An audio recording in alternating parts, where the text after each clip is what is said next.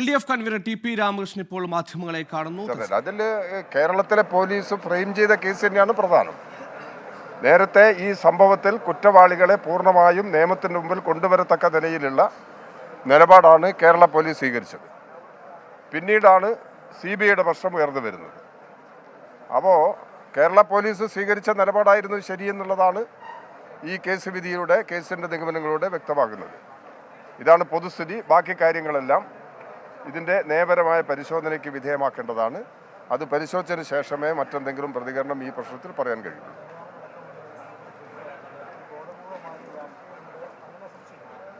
അല്ല, അത് നിയമത്തിനു മുമ്പിൽ ഇനി നമുക്ക് സമീപിക്കാനുള്ള സന്ദർഭമുണ്ടല്ലോ.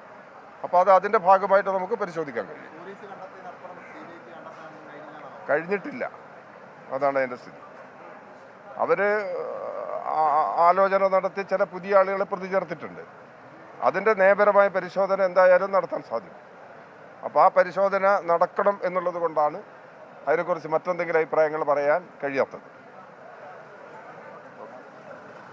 പെരിയ കേസിൽ പോലീസ് കണ്ടതിനപ്പുറത്തേക്കൊന്നും CBI കണ്ടെത്തിയിട്ടില്ല എന്നാണ് LDF കൺവീനർ പറയുന്നത്. പക്ഷേ ക്രൈംബ്രാഞ്ചിന്റെ അന്വേഷണത്തിൽ അത് വ്യക്തിവൈരാഗ്യം മാത്രമായിരുന്നു. CBI അന്വേഷണത്തിലാണ് രാഷ്ട്രീയ വൈര്യം എന്ന നിഗമനത്തിലേക്ക്, ആ ഒരു ആംഗിളിലേക്ക് കേസ് എത്തുന്നത്. എന്തായാലും തുടർ സാധ്യതകൾ പരിശോധിക്കുമെന്ന സൂചന കൂടി LDF കൺവീനർ നൽകുന്നു.